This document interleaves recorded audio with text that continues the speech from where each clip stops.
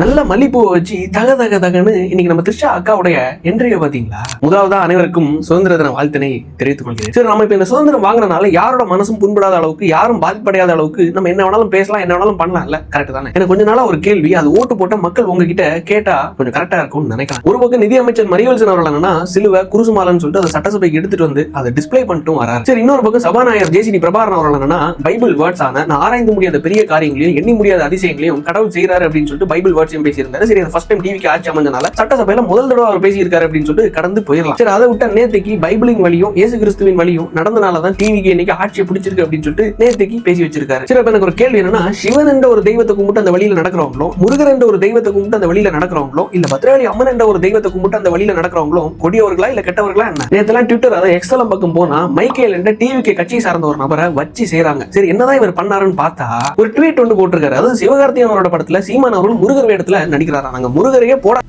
Deal பண்ணிட்டு இருக்கோம், இதுல சீமான் அவர்கள் முருகர் வேடத்துல வந்தா மட்டும் என்ன பண்ணுவோம்னு சொல்லிட்டு ஒரு ட்வீட் ஒன்னு போட்டிருக்காப்ல. நான் ஒன்னு கேக்குறேன், இயேசு கிறிஸ்துவையோ இல்ல இயேசு கிறிஸ்துவோட கொள்கைகளையோ இல்ல மரியம்மாவையோ இல்ல பைபிள் வேர்ட்ஸையோ இது மாதிரி கேவலமா கொச்சையா கெட்ட வார்த்தையை வச்சு திட்டுனா கிறிஸ்தவர்களோ இல்ல கிறிஸ்தவ அமைப்பினரோ என்ன பண்ணுவாங்க? ரெண்டு பிரிவினருக்கு இடையிலையும் மத கலவரம் தான் வரும். ஏன் நானும் இங்க பான் கிறிஸ்டின் தான். பத்ரகாளி அம்மனை தான் எங்க மூதாதையர்கள் கும்பிட்டு வந்தாங்க. சிவனை வணங்கினாலும் சரி, இல்ல முருகரை வணங்கினாலும் சரி, இல்ல அம்மனை வணங்கினாலும் சரி, இல்ல இயேசுபிதா வழிபட்டாலும் சரி, இல்ல இஸ்லாத்தை வழிபட்டாலும் சரி, இந்து கோயில்களுக்கும் பல போயிருக்கேன், கிறிஸ்தவ கோயில்களுக்கும் பல போயிருக்கேன். அனைத்து மதத்தினரையும் மதித்து நடந்து கொள்ள வேண்டும் என்றுதான் நம்ம மூதாதையர்களும் நம்மளோட தமிழும் கத்து கொடுத்திருக்கு. ஹிந்து சாமிகளை பார்த்தா போடா டேஷ்னு சொல்லிட்டு சொல்லுன்னு சொல்லிட்டு ஏதாவது மதத்துல கத்து கொடுத்துருக்காங்களா? சரி, இன்னொன்னு, இதே சட்டசபையில ஹிந்து எம்எல்ஏக்களும் எதிர்கட்சி வரிசையில பலர் இருக்காங்க. அது பிஜேபி சார்ந்த எம்எல்ஏவும் ஒருத்தர் இருக்காரு. இந்த சட்டசபைக்குள்ள இவங்க இந்த பைபிள் வேர்ட்ஸை படிக்க, அவங்க அங்க இந்த ஜெய் ஸ்ரீராமன் முழக்கம் போட, அவங்க அங்க இந்த வேலை கொண்டு வர, ரெண்டு பேரும் முழக்கம் போட்டா என்னவாகும்? சட்டசபையில மத கலவரம் தான் உண்டாகும். ஜோசப் விஜய் அவர்கள் கிறிஸ்தவரா இருக்கிறதுனால கிறிஸ்தவ மக்களும் கிறிஸ்தவ அமைப்பினரும் ஆதரவு கொடுத்திருக்கலாம், வாக்களிச்சிருக்கலாம். அப்ப பெரும்பான்மையா இருக்கக்கூடிய இந்து மக்கள் எதை பார்த்து வாக்களிச்சாங்க? அவங்க மட்டும் ஓட்டு போடலன்னா ஜெயித்து இருக்கிறது வாய்ப்பே கிடையாது. இயேசுபிதா இந்து மக்களுடைய மனதை உருக்கி இருக்காருல்ல, அப்ப நீங்க அவங்கள பிரிச்சு உங்களோட பைபிள் வேர்ட்ஸை உயர்த்தினா அப்ப அவங்களுக்கு நீங்க என்ன முக்கியத்துவம் கொடுக்குறீங்க? எங்களுக்கு ஊழல் சக்தி வேண்டாம், மத சாயமும் வேண்டாம்னு சொல்லிட்டு தான் அனைத்து மக்களும் ஒன்றிணைஞ்சு டிவிக்கு ஆதரவு கொடுத்து ஓட்டு போட்டு இன்னைக்கு ஜெயிக்க வச்சு